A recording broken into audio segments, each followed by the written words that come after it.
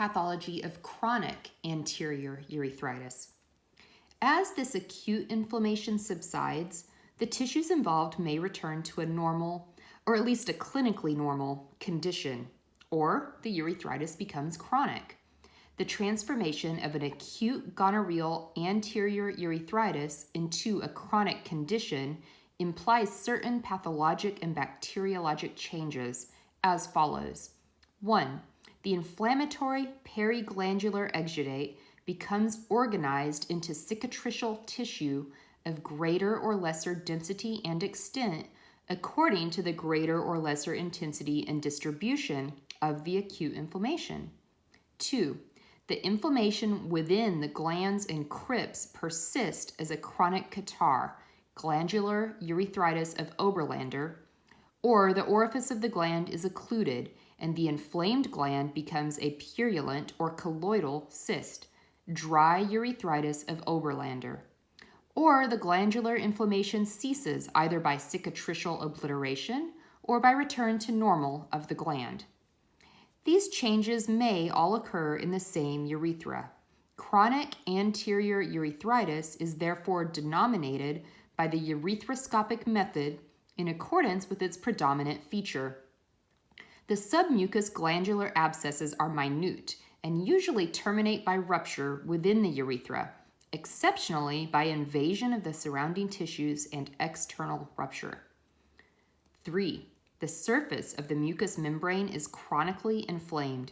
The inflammation may be localized over one or more small areas or may be general. The quality of the surface inflammation depends upon the degree of submucous sclerosis.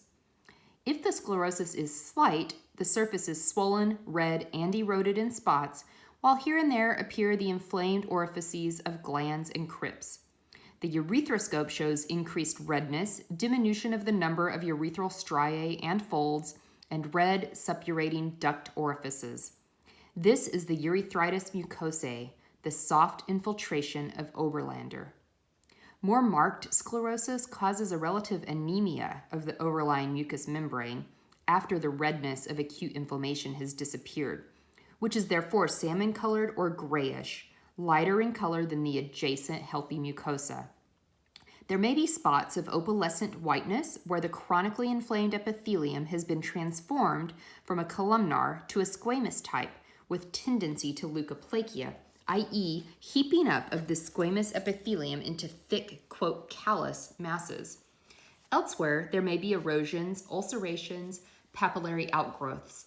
The urethroscope shows a pale, rigid mucosa with striae and folds almost or quite obliterated.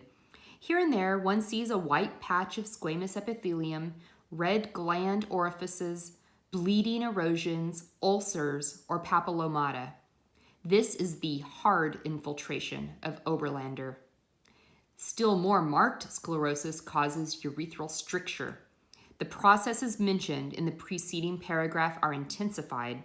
The rigid urethral walls do not yield to admit urethral instruments. The caliber of the urethra is more or less diminished, perhaps almost completely occluded. Hard infiltrations of greater or less degree are classified by Oberlander as hard infiltrations of the first, second, or third degree. Hard infiltrations of the first degree do not encroach upon the urethral caliber. Those of the second degree diminish the caliber of the urethra to such an extent that large instruments can still be introduced, but only at the expense of more or less laceration of the epithelium. Those of the third degree do not admit large instruments until after they have been dilated.